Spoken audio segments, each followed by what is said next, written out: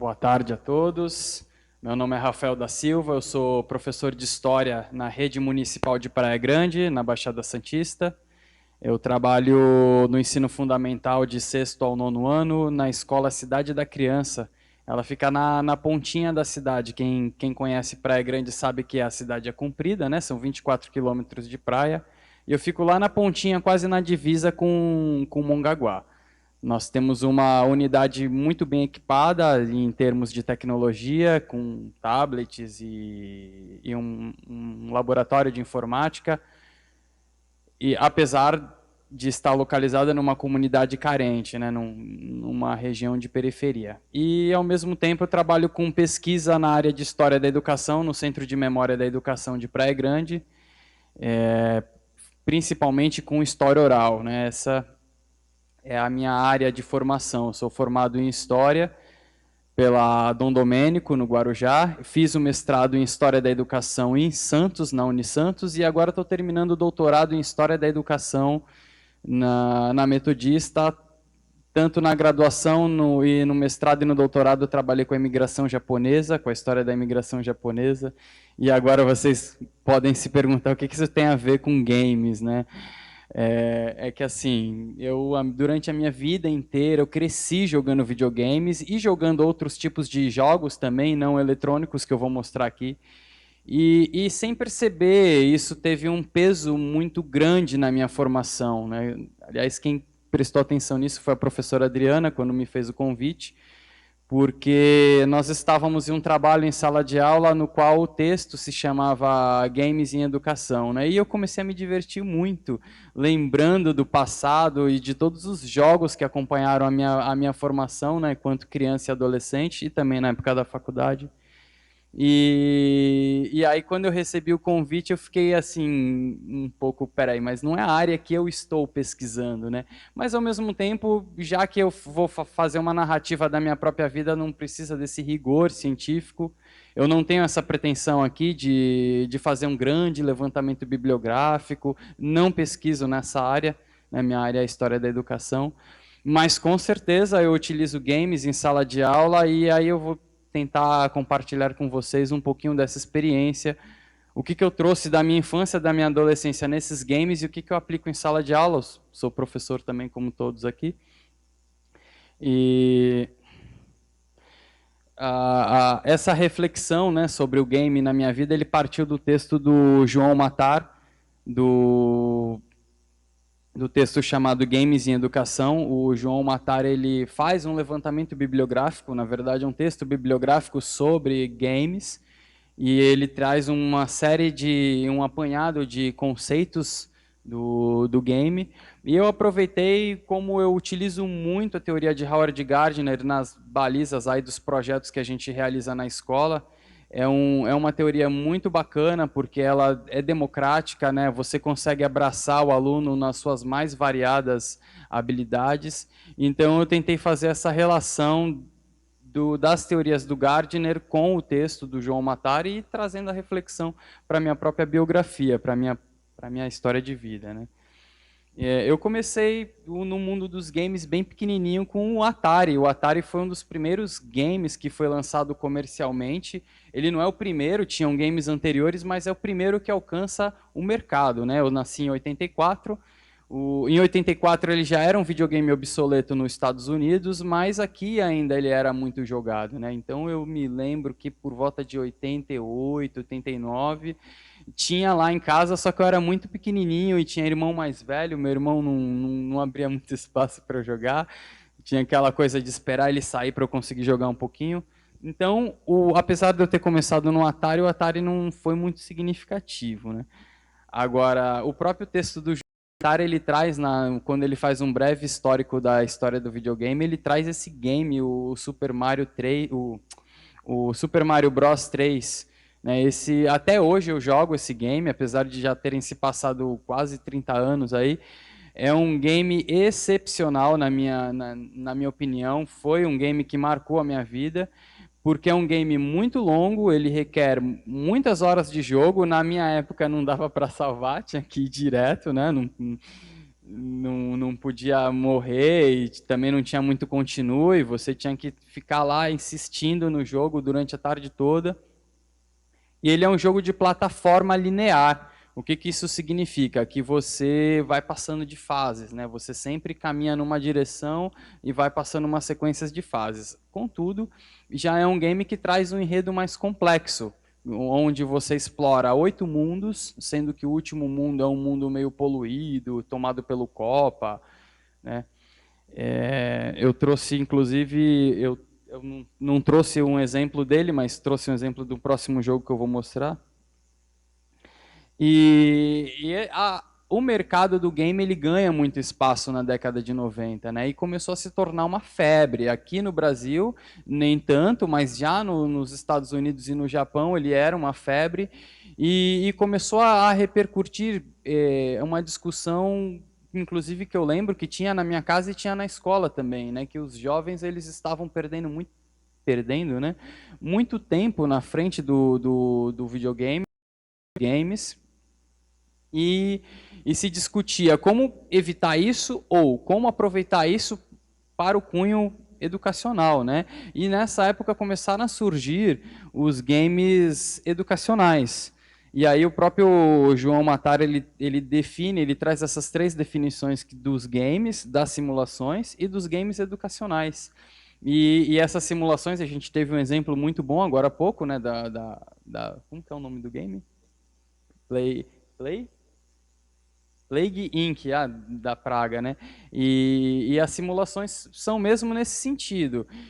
E eu me lembro que tinha uma simulação muito boa, que eu jogo até hoje também, utilizo em sala de aula, que é o SimCity.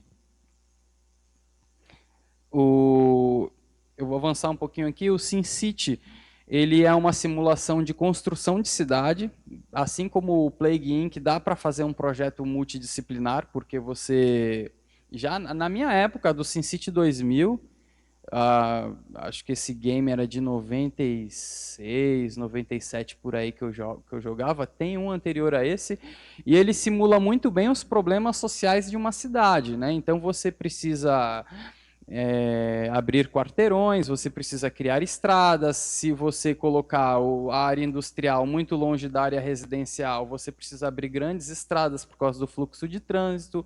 No entanto, se você juntar essas 2 áreas, a poluição da indústria vai afetar as casas, vai ter a questão da criminalidade, aí você tem que apostar na segurança pública ou na educação. E esse simulador ele foi evoluindo, hoje a gente está no SimCity 5, né? A nomenclatura é só SimCity, mas estamos no SimCity 5. Até o SimCity 4 e agora no SimCity 5, a simulação ganhou cunho muito realístico, né? Aquilo que você faz na sua cidade afeta diretamente a vida do cidadino lá, e isso é muito legal porque traz essa dimensão social da cidade para a realidade do aluno. E a gente pode explorar isso. Uma dificuldade é que o SimCity ele é um game que precisa de licença, né? Muitas vezes a gente tem problemas burocráticos por conta dessas licenças. Mas, se eu não me engano, até pouco tempo atrás o SimCity 2000 estava com a licença aberta para fins educacionais, né? E também você pode trabalhar individualizado. Eu tenho casos de inclusão, né, em que a gente precisa trabalhar de forma diferenciada com os casos de inclusão. E eu coloquei as meninas da inclusão para jogarem o SimCity também, né? E elas tiveram um desenvolvimento bacana de deu para fazer esse trabalho com inclusão. O resultado foi bem satisfatório. Uma aluna conseguiu ficar atenta ao game às 2 horas, né? Coisa que eu não estava conseguindo nem 15 minutos na aula tradicional. E o SimCity ele foi um jogo que marcou muito a minha infância. Eu me lembro que eu ficava sentado na porta da locadora sábado às 15 para as 9, até a locadora abrir, né? Aí quando a locadora abria, eu era o primeiro a pegar o game lá. E é um game que me trouxe conceitos de história e geografia que eu utilizei bem mais para frente.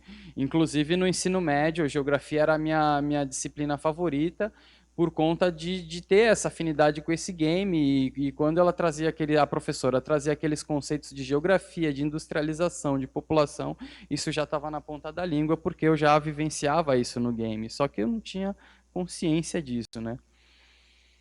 E o mundo dos games, então, nós temos, voltando lá nasquelas 3 categorias, os games educacionais, as simulações e os games típicos, né? E a partir da década de 2000, o que os pesquisadores, principalmente os pesquisadores norte-americanos, começaram a discutir foi a questão de que, será que os games tradicionais também não estão educando? Será que a criança e o adolescente fica ali só jogando, jogando, viciando, não estão educando? E aí eles começaram a perceber que a educação nos games tradicionais, nos outros games também, ela é muito mais profunda do que propriamente a transmissão de um determinado conteúdo que você quer num game, no caso dos games educativos. Então, todos os games educam a partir do momento que você pode pensar nesses termos aí que a gente tem no slide, aprendizagem tangencial e as inteligências múltiplas. Como eu falei, eu adoro essa teoria das inteligências múltiplas, né? E eu percebo que o game ele trabalha muito a abstração espacial, que é uma das inteligências que o Gardner traz, né, a capacidade de você conseguir abstrair mentalmente espaços geográficos, mapas, trajetos, cenários. Né? O game, você está trabalhando com um espaço, só que é um espaço virtual, e o aluno ele precisa entender aquele espaço virtual. O aluno não, a criança e o adolescente, perdão, entender aquele espaço virtual e precisa se acostumar com ele. Ele precisa entender a física do game, a lógica do game, e tudo isso na mente dele é uma construção que também faz parte do desenvolvimento intelectual dele, principalmente ao tocante a essa inteligência espacial. Eu tenho o exemplo do Super Metroid aqui. O Super Metroid ele é a continuação do Metroid. O Metroid foi lançado em 89, se eu não me engano, ou em 90, do Nintendo, e em seguida saiu a continuação para o Super Nintendo, né, o Nintendo de 16 bits. E é bacana que o Super Metroid ele é um dos primeiros games não lineares, se ele não for o primeiro. Né? Eu tentei pesquisar e não achei nada sobre isso, mas com certeza é um dos primeiros games não lineares. O que isso significa? Que você tem um planeta, que o criador do game chamou de planeta Zebes, você é uma mulher, um fato interessante para a época do game, é uma mulher atrás dessa armadura vermelha que vocês estão vendo no encarte ali, e é uma mulher chamada Samus, que veste uma armadura simbiótica.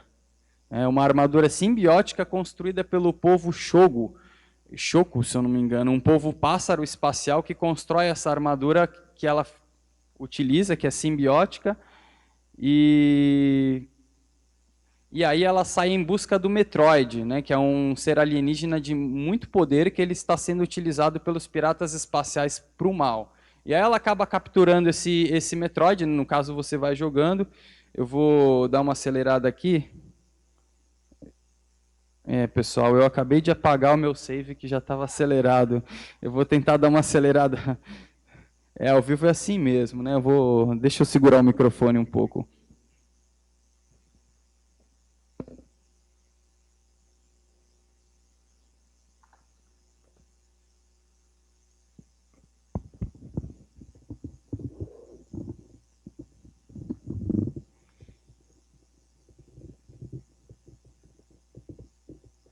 Obrigado, Bruno. Tá dando para ouvir? Isso. Não, acho que... Tá bom. Não, acho que eu procuro ele aqui. Então, e aqui a Samus, ela precisa explorar esse planeta. Tanto na primeira versão como na segunda, como esse que eu estou simulando aqui na tela, ela precisa explorar o planeta Zebes. Então você não tem uma linearidade. Esse game ele é muito bacana pela possibilidade de você ter que explorar o mundo todo. E a gente precisava fazer toda essa abstração do mundo todo para saber onde que eu estava. Era constante se perder. Né? Então, inclusive, a gente tinha que fazer um mapa na mão, num caderninho, para saber onde é que estava, senão você não conseguia mais achar saída na medida em que você ia se aprofundando no planeta. O próprio encarte do game trazia essa informação, o planeta Zebes é oco, ele é repleto de cavernas e calabouços aí que você vai ter que explorar. Nessa versão tem um mapa, né? A abstração espacial não é tão intensa porque tem um mapa, mas de qualquer maneira você precisa explorar todo um planeta e o legal é que não é de forma linear, eu posso ir para onde eu quiser. Hoje em dia isso é uma característica comum dos games, mas eu me lembro bem com os meus amigos que a gente, quando eu tinha lá por volta dos 10 anos, a gente saía fazendo uma exploração da cidade aos moldes de Super Metroid. Era engraçado isso. E é uma coisa que eu só vim lembrar agora, quando eu estava escrevendo o texto, né? A gente, vamos até... Eu cresci em Santos, né? Então vamos até o canal 1. A cidade, para quem não conhece Santos, ela é dividida em canais, né? E a gente ficava no canal 2, a gente precisava ir até o canal 1. Era como se estivesse saindo aqui desse lugar a cratera e era como se a gente estivesse indo para a cratera, indo para outra parte do planeta, a Marídia, o lugar onde é tudo cheio de água. A gente chamava a praia de Marídia e rolava essa viagem para a gente. Mas é interessante eu faço essa reflexão porque eu estou pensando em como que um game ele trabalha também a mente da criança de uma forma epistêmica, digamos assim, de uma forma pedagógica também, sem que a criança perceba. É o que chama-se de aprendizagem tangencial, né?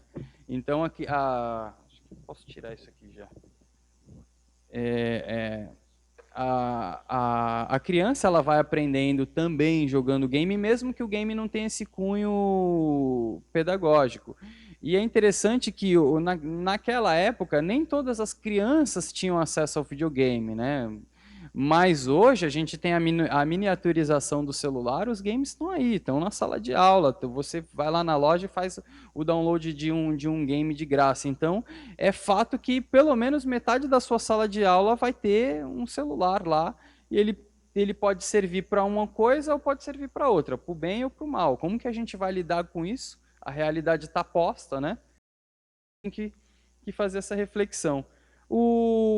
Tem uma coisa, uma discussão que o João Matar traz é que seria a questão da geração, né? Da geração da qual eu faço parte, a geração que cresce com os games. Eu vou voltar aqui para o PowerPoint. A geração que cresce com os games teria uma maneira diferente de enxergar o mundo. Eles enxergam o mundo como um grande videogame. Tem autores que defendem essa posição, tem outros que não são tão radicais. Eu prefiro pensar que o game não é tão determinante assim, porque a geração da década de 80 passou por uma transformação com os televisores, né, e com a disseminação de outros tipos de games, como é o exemplo do RPG. Num estágio da